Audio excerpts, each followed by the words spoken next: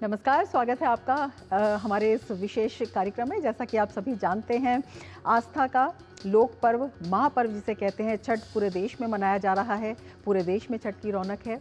लोक आस्था का महापर्व यानी छठ पर्व का आज तीसरा दिन है। नहाए खाए और खरना के बाद इस महापर्व में आज संध्या काल में डूबते सूरज को अर्घ्य दिया जाएगा। इस दिन पहले भगवान सूर्य और छठी मैया की विधिवत पूजा की जाती है। आज पूरे दिन व्रती निर्जला व्रत रखते हैं। जल में खड़े होकर सूर्य देव को जल अर्पित करने का खासा महत्व है और इस दौरान बांस के सूप में प्रसाद, फल आदि रखकर अर्घ्य दिया जाता है। सूर्य को अर्घ्य देने से माना जाता है कि मानसिक शांति, प्रगति और समृद्धि का आशीर्वाद प्राप्त होता है। ये व्रत महिलाएं संतान के सुखी जीवन की कामना और परिवार की सुख समृद्धि के लिए रखती हैं। छठ पर्व की शुरुआत कार्तिक माह के शुक्ल पक्ष की चतुर्थी के दिन नहाए खाए से शुरू होती है। पंचमी को खरना और षष्ठी को डूबते सूर्य को अर्घ्य और उगते सूर्य को सप्तमी को अर्घ्य देकर व्रत का समापन होता है। इस 4 दिवसीय त्योहार में सूर्य और छठी मैया की पूजा की जाती है। इस दिन व्रत करना बहुत कठिन होता है क्योंकि इस व्रत को कठोर नियमों के अनुसार 36 घंटे तक रखा जाता है। तो अपने आप में आस्था का प्रतीक है, भक्ति का प्रतीक है और एक कड़े अनुशासन का भी प्रतीक है ये पर्व।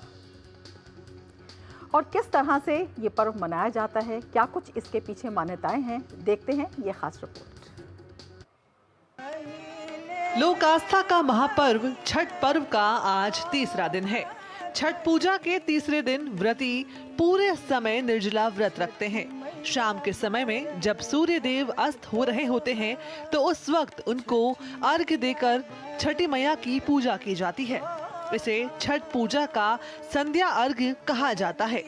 व्रती जल में खड़े होकर सूर्य देव को जल अर्पित करते हैं। इस दौरान बांस के सूप में प्रसाद, फल आदि रखकर अर्घ्य दिया जाता है। सूर्य को अर्घ्य देने से माना जाता है कि मानसिक शांति, प्रगति और समृद्धि का आशीर्वाद प्राप्त होता है।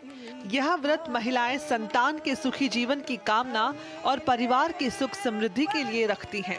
इसके बाद अंतिम दिन यानी 8 नवंबर की सुबह को उगते सूर्य को अर्घ्य देकर छठ पूजा का समापन होगा। उगते सूर्य को अर्घ्य देने से व्रती अपने परिवार के लिए दीर्घायु, स्वास्थ्य और समृद्धि का आशीर्वाद मांगती है। छठ पर्व की शुरुआत नहाए खाए के साथ मंगलवार को हुई थी। छठ के पहले दिन को नहाए खाए कहा जाता है। इस दिन व्रती महिलाएं सुबह उठकर स्नान करती हैं और सात्विक भोजन करती हैं। पंचांग के अनुसार हर साल कार्तिक माह के शुक्ल पक्ष की चतुर्थी तिथि को नहाए खाए मनाया जाता है। वहीं दूसरे दिन बुधवार को खरना मनाया गया। इसमें रोटी, गुड़ की खीर और फल का भोग लगाया जाता है। इसे छठ का महाप्रसाद कहा जाता है। खरना वाले दिन भगवान का विशेष प्रसाद व्रती ही तैयार करती हैं और शाम के समय भगवान को अर्पित करने के बाद इस प्रसाद को ग्रहण किया जाता है। इसके बाद अंतिम दिन यानी 8 नवंबर की सुबह को उगते सूर्य को अर्घ्य देकर छठ पूजा का समापन होगा। उगते सूर्य को अर्घ्य देने से व्रती अपने परिवार के लिए दीर्घायु, स्वास्थ्य और समृद्धि का आशीर्वाद मांगती हैं। छठ पर्व का हर दिन खास नक्षत्रों के योग में मनाए जाने के कारण इसका धार्मिक महत्व और भी बढ़ जाता है। छठ पूजा हिंदू धर्म का बेहद महत्वपूर्ण पर्व माना जाता है, जो सादगी, पवित्रता और सूर्य देव की पूजा के लिए जाना जाता है। Bureau report, DD news. तो देश भर में है छठ की रौनक और बात करें उत्तर प्रदेश की, तो उत्तर प्रदेश के वाराणसी में छठ के महापर्व की छटा बिखरी हुई है। दशाश्वमेध घाट पर बड़ी संख्या में व्रती महिलाएं डूबते हुए सूर्य को अर्घ्य देने के लिए इकट्ठा हुई हैं।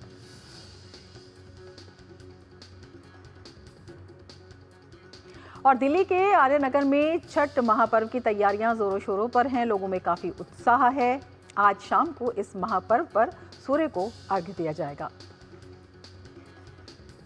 तो ये दिल्ली के दृश्य हैं, किस तरह से छठ की तैयारियां हैं। छठ की जो छटा है वो जहाँ और बिखरी हुई है और पूरी श्रद्धा, भक्ति के साथ, पूरी आस्था के साथ देश के कोने कोने में ये लोक पर्व मनाया जा रहा है। लोक आस्था का महापर्व छठ का आज तीसरा दिन है। दिल्ली में छठ घाटों के माहौल का जायजा लिया हमारे संवाददाता चंद्रशेखर ने।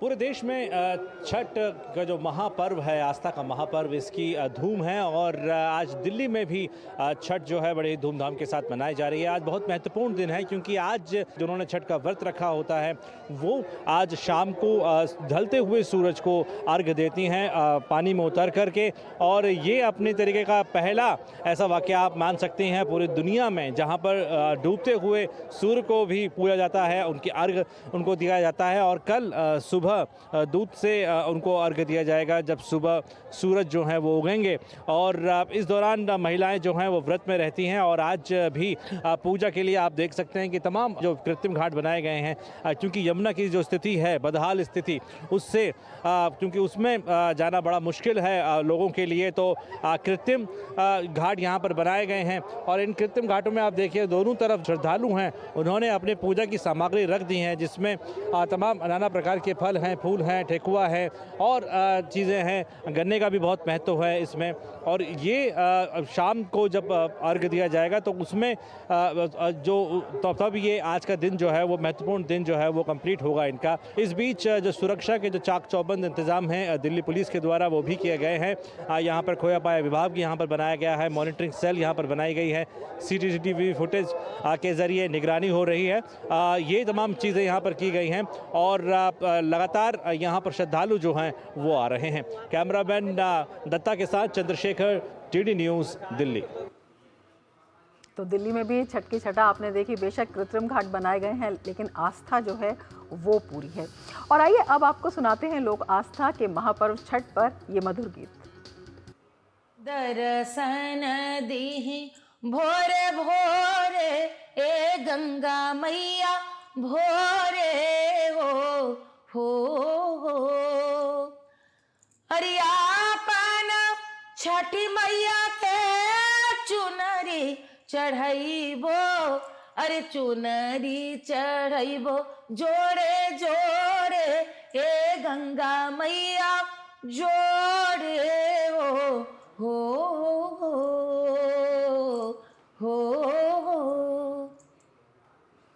तो छठ पर्व में प्रार्थनाएं की जाती हैं और सभी की मंगल कामना की जाती है। राष्ट्रपति द्रौपदी मुर्मू ने छठ पर्व पर देशवासियों को शुभकामनाएं दी हैं।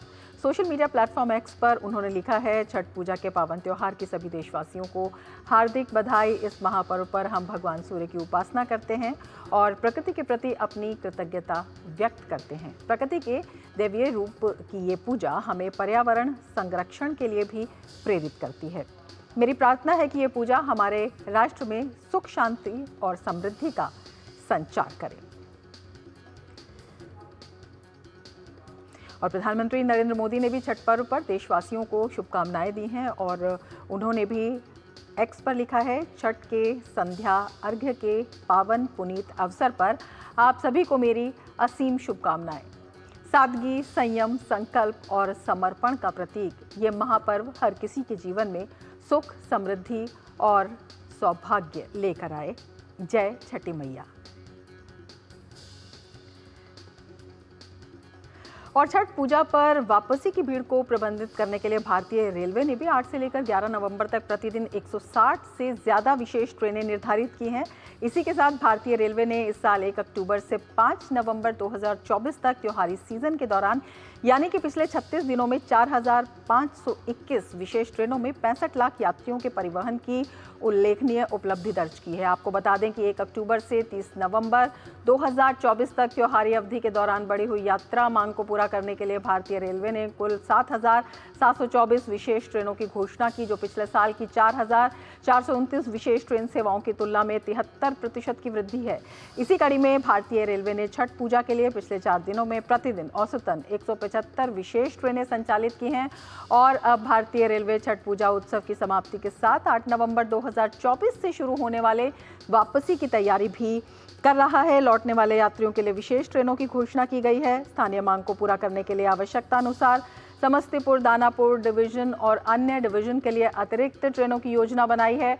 छठ पूजा के लिए वापसी की भीड़ 8 नवंबर 2024 को सूर्योदय के बाद शुरू होने वाली है, जिसके लिए 164 विशेष ट्रेनें निर्धारित की गई हैं। इसके बाद 9 नवंबर के लिए 160, 10 नवंबर के लिए 161 और 11 नवंबर के लिए 155 विशेष ट्रेनों की योजना है। और इसी के साथ भारतीय रेलवे ने त्योहारी सीजन की मांग को पूरा करने के लिए 4 नवंबर 2024 को एक ही दिन में 3 करोड़ से अधिक यात्रियों को परिवहन करके एक ऐतिहासिक उपलब्धि हासिल की। इस दिन भारतीय रेलवे ने रिकॉर्ड संख्या में 120.72 लाख गैर उपनगरीय यात्रियों को यात्रा कराई और इसमें 19.43 लाख आरक्षित यात्री और 101.29 लाख अनारक्षित गैर उपनगरीय यात्री शामिल थे। और इसी तरह उपनगरीय यातायात रिकॉर्ड 1 करोड़ 80 लाख यात्रियों तक पहुंच गया, जिससे ये वर्ष का सबसे अधिक एक दिवसीय यात्री आंकड़ा बन गया। तो सरकार ने भी तमाम इंतज़ाम किए हुए हैं, विशेषकर अगर हम रेलवे की बात करते हैं और किस तरह से छठ की रौनक है पूरे देश में। देश भर से हमारे सहयोगी संवाददाता हमारे साथ जुड़े हुए हैं, आपको ले चलते हैं उनके पास और उन्हीं की नज़रों से दिखाते हैं किस तरह से छठ की रौनक है देश भर में। मुंबई से हमारे साथ श्यामा जुड़ी हुई हैं, जमशेदपुर झारखंड से हमारे साथ कुमार आलोक जुड़े हुए हैं और नागपुर से हमारे साथ निशांत राय जुड़े हुए हैं। कुमार आलोक, सबसे पहले आपके पास आना चाहेंगे और चाहेंगे कि आप दिखाएं हमारे दर्शकों को कैमरे के माध्यम से किस तरह से छठ की धूम है, किस तरह से छठ जो है पूरे श्रद्धा, भक्तिभाव और पारंपरिक तरीके से मनाया जा रहा है। मैं शिव से कहूंगा कि शिव पहले आप दिखलाएं कि छठ में किस तरीके से जमशेदपुर में इस जो नदी है स्वर्ण रेखा की जो सिस्टर नदी है, वहां पे किस तरीके से लोग अब अर्घ्य दे रहे हैं, यानी अस्तगामी सूर्य को अर्घ्य दे रहे हैं। रमा दुनियादारी की अगर हम बात करें तो लोग कहते हैं कि सब लोग उगते हुए सूरज को प्रणाम करते हैं, डूबते हुए सूरज को नहीं प्रणाम करते हैं। लेकिन डूबते हुए सूरज को कोई पूछता नहीं है, लेकिन आप देख सकते हैं कि छठ में डूबते हुए सूरज को लोग प्रणाम करते हैं और उगते हुए सूरज को भी लोग पूजा करते हैं। इस छठ पूजा की या सूर्य देवता की महिमा वाल्मीकि रामायण में भी वर्णित है, इसके अलावा भगवत गीता में भी वर्णित है। और रामचंद्र जब रावण के साथ युद्ध करने जा रहे थे तो उन्होंने सूर्य भगवान से ही आशीर्वाद मांग करके रावण पर विजय प्राप्त की थी। तो अपने आप में बहुत ही महान पर्व है, खासकर बिहार और झारखंड और पूर्वी उत्तर प्रदेश की अगर हम बात करें। और दूसरी चीज ये है कि आप देख सकते हैं कि जमशेदपुर का इलाका है, यहाँ बिहार के लोग खासे तादाद में हैं। आप सोचिए कि यहाँ से कम 70% बिहार की आबादी वापस बिहार चली गई छठ करने, लेकिन इसके बावजूद आप देख सकते हैं कितनी भीड़ है यहाँ पर। लोग यहाँ पर छठ पूजा को मनाने के लिए आए हैं। हम चाहेंगे कि हमारे साथ जो छठ आपको मैं बताऊं कि मैं जब परसों यहाँ पर आया था तो परसों इतना गंदगी थी यहाँ पर इस नदी के किनारे, लेकिन आज आप देख रहे हैं एकदम स्वच्छ, बिल्कुल स्वच्छ। और एक चीज और मैं कहूँगा कि पूरी जगह शारदा सिन्हा की आवाज़, जो छठ की पर्याय थी, उनकी आवाज गूंज रही है और शारदा सिन्हा की कमी महसूस हो रही है पूरे बिहार वासी को, पूरे झारखंड को, पूरे पूर्वी यूपी को। हमारे साथ राजू जी हैं जो पूरे इस छठ पूजा समिति के सेक्रेटरी हैं। सर, छठ पूजा की महत्ता के बारे में आप दर्शकों को बताएं। छठ पूजा का यही महत्ता है कि जैसे अभी आपने कहा कि सब उगते सूरज को अर्घ्य देते हैं, ये हमें सिखाती है कि जो डूबता है उसका भी उगने का समय होता है। और आपके न्यूज़ चैनल के माध्यम से मैं बताता हूँ कि ये उपासना, सूर्य उपासना के महापर्व है और बड़ी लोक आस्था का चीज़ है। इसे बहुत लोग श्रद्धा से मनाते हैं और ये देख लीजिए इसकी महानता कि जब हम लोग बिहार की धरती पर मनाते थे, आज ये पूरा संसार में मनाया जा रहा है। तो इसकी महानता को आप लोग खुद ही समझ सकते हैं कि छठ का पर्व आपने बताई है कितने ये कि डूबते सूर्य को भी यहाँ पर पूजा जाता है, प्रणाम किया जाता है। और वास्तव में हमारे जो लोक पर्व हैं, हमारे महापर्व हैं, इसी तरह से जीवन के हमें संदेश भी देते हैं। हमारे साथ श्यामा भी जुड़ी हुई हैं। श्यामा, आपके पास आना चाहेंगे और आपसे जानना चाहेंगे किस तरह से वहाँ पर पूरे उत्साह के साथ, पूरे विधि विधान के साथ छठ मनाया जा रहा है और किस तरह से लोग इसमें शामिल हो रहे हैं। देखिए रमा, जैसे कुमार आलोक बता रहे थे कि एक बहुत बड़ा जो आबादी है बिहारियों का या यूपी के जो एरिया का जो छठ मनाते हैं वो पहले ही निकल चुके हैं, लेकिन कुछ सालों में, बीते कुछ सालों में मुंबई में काफ़ी अच्छी तैयारियां की गई हैं छठ जो मना रहे हैं, व्रत जो रखते हैं उनके लिए। और इसी वजह से जो जुहू चौपाटी, दादर चौपाटी, वर्सोवा और जो समुद्र से सटे हुए जो चौपाटी है उनके ऊपर में कई लोग आते हैं। ये छठ का पर्व मनाने के लिए। आप अगर देखें तो यहाँ पर ये एक एरिया है जहाँ पर जुहू चौपाटी में एंट्रेंस करने के लिए लोग जा रहे हैं, और जो अर्घ देने का जो उनकी टोकरी होती है, डलिया होती है, वो ले लेके जा रहे हैं लोग। और क्योंकि समय बताया गया है कि 5:30 का समय है, तो काफ़ी जल्दबाजी में भी अब लोग जा रहे हैं। थोड़ा हम अंदर भी गए थे जुहू चौपाटी की ओर में, लेकिन वहाँ पर इतने सारे लोग हैं कि नेटवर्क थोड़ा सा हमारा अफेक्ट हो रहा है, इसलिए हमें बाहर आना पड़ा।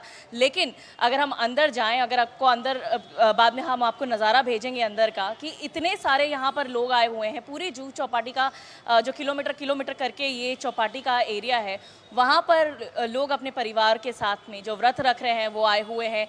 जो गन्ने का जो चापाई करके वो बांधा जाता है, और साथ ही अर्घ देने की जो सामग्री होती है वो पूरी तरीके से तैयारी हो चुकी है उनकी। और कई सारे ऐसे भी पुरुष हमने देखे जो एक अपना मन्नत माना जाता है, जो ज़मीन से पूरी तरीके से साष्टांग नमस्कार करते हुए जाते हैं, वो भी कई लोगों के नज़ारे हमने देखे।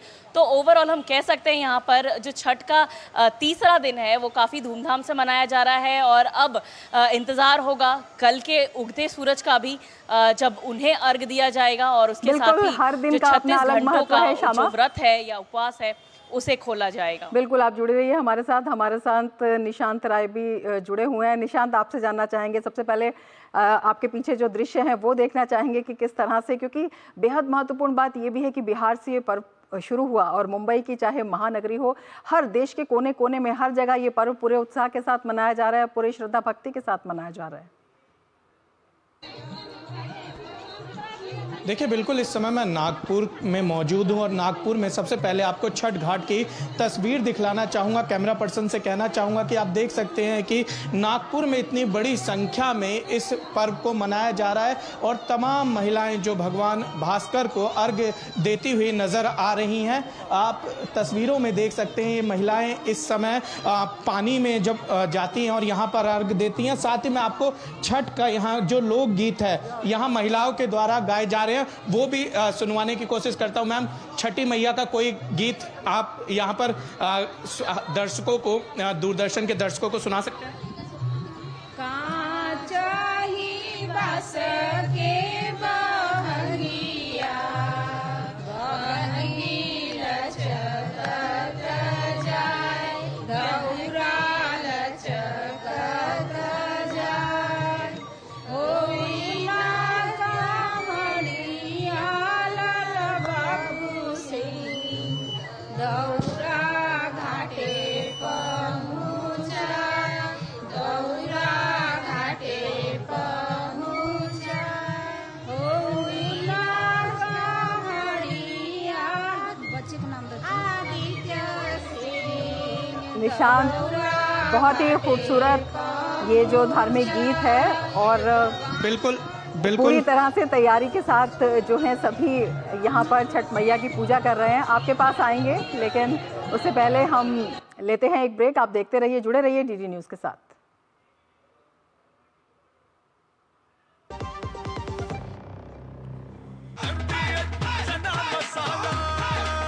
अब छोलिया हो या लोबिया, सफेद चने या काले चने, सब कुछ मजेदार बने। मेरी पसंद, मेरी पसंद, मेरी पसंद, मेरी पसंद, हमारी पसंद, हम सबकी पसंद। मजबूत देश का मजबूत सरिया हो गया स्टील। ब्रेक के बाद फिर से आपका स्वागत है हमारे इस विशेष कार्यक्रम में, और हम आपको दिखा रहे हैं किस तरह से देश भर में है छठा की रौनक, और कोने कोने से हमारे संवाददाता हमारे साथ जुड़े हुए हैं। इस वक्त हम आपको ले चलते हैं बनारस, जहां पर हमारे संवाददाता हरिकेश जो हैं हमारे साथ जुड़े हुए हैं। हरिकेश जी, आपसे जानना चाहेंगे, अगर हम बनारस की बात करते हैं, काशी की बात करते हैं, तो एक तरह से आध्यात्म संस्कृति की जीवंत ये नगरी है, और सांस्कृतिक जो है छठा यहाँ पर कण कण में है, और एक तरह से सांस्कृतिक धड़कन भी देश की इसे कहा जा सकता है। किस तरह से छठ पर्व की धूम वहाँ पर भी है? जैसे कि रमा आप कह रही हैं सांस्कृतिक नगरी है, तो सांस्कृतिक परंपरा का निर्वहन ही आपको मैं दिखाना चाहूँगा कि किस तरह से जो महिलाएं हैं, छठ की व्रती हैं, वो किस तरह से यहाँ पर जो फल और फूल होता है उसको रखकर वेदी बनाकर पूजा कर रही हैं, ये दिया रखकर जो है। और ये पूरा प्रयास है, जो डूबता सूर्य है आज के दिन, जो प्रथम दिन होता है, डूबते सूर्य को अर्घ देने की परंपरा है। अब मैं कहूँगा अपने कैमरा पर्सन से कि दिखाएं कि किस तरह से ये जो दौरा बोलते हैं, इस दौरा को जो पुरुष होते हैं घर के, जो मुखिया होते हैं या जो बच्चे होते हैं, वो अपने सर पे रख कर ले आते हैं। और एक महिला देखिए दौरा लेके, और जो सूप बोलते हैं, उस सूप को उस पे दिया रख के, फल रख के, किस तरह से भगवान सूर्य को अर्घ देने का कार्य चल रहा है। गाय के दूध का प्रयोग करते हैं अर्घ देने के लिए, क्योंकि काशी सांस्कृतिक नगरी है जैसा कि आप कह रही थी और लोग भी जानते हैं। तो काशी में वो अंश है, वो भाव है काशी का कि वो किसी को भी अपने अंदर समाहित कर लेती है। तो छठ जो है वो तो बिहार में प्रचलित, बिहार की परंपरा रही है, लेकिन काशी में आप देख सकती हैं, मैं इस समय IIT जो BHU IIT है उसके अंदर हूँ, और ये तालाब है जिसके अंदर जो वाराणसी के रहने वाले लोग आसपास के हैं वो यहाँ पर आके महिलाएं किस तरह से छठ की पूजा कर रही हैं। और एक अच्छी बात यह है कि जो युवा हैं, जो मैं कैमरा पर्सन से कहना चाहूँगा कि उनको दिखाएं, जो लोग छठ में पार्टिसिपेट करने आए हैं केवल देखने के लिए कि छठ पूजा क्या होती है, किस तरह से मनाया जाता है। तो जो हमारे युवा हैं देश के, जो इस तरह की परंपराएं, जो सांस्कृतिक परंपराएं हैं, धार्मिक परंपराएं हैं, उनसे वो जुड़ना चाहते हैं, उसको जानना चाहते हैं। और वो ये आपको काशी में जो ये तालाब है, काशी के जो घाट हैं, वहाँ पे वो युवक युवतियाँ जो काशी हिंदू विश्वविद्यालय के छात्र हैं, काशी विद्यापीठ के छात्र हैं या IIT के छात्राएं हैं, वो लोग इनको देखकर इसको सीखना चाहते हैं, समझना चाहते हैं। बिल्कुल, अपने आप में बेहद खूबसूरत व्याख्या आपने की है। छठ का जो पर्व है ये सांस्कृतिक तो है ही, पारंपरिक पर्व तो है ही, हमारी जो आध्यात्मिक चेतना है वो भी है। और जिस तरह से ये पर्व देश के कोने कोने में मनाया जा रहा है, बिहार से निकला हुआ ये जो लोक पर्व है अब देश के कोने कोने में उसी श्रद्धा के साथ, उसी भाव के साथ मनाता है। तो ये भी दिखाता है कि किस तरह से हमारे त्यौहार एक भारत श्रेष्ठ भारत का एक बेहतरीन नमूना भी पेश करते हैं। बहुत शुक्रिया हरिकेश जी आपका, निशांत आपका, और श्यामा आपका, और कुमार आलोक आपका, तमाम जगहों से छठ के घाटों पर इसकी छटा दिखाने के लिए, इसकी रौनक को दिखाने के लिए। इसके साथ ही हमारे इस खास कार्यक्रम में फिलहाल इतना ही। दीजिए इजाज़त, नमस्कार।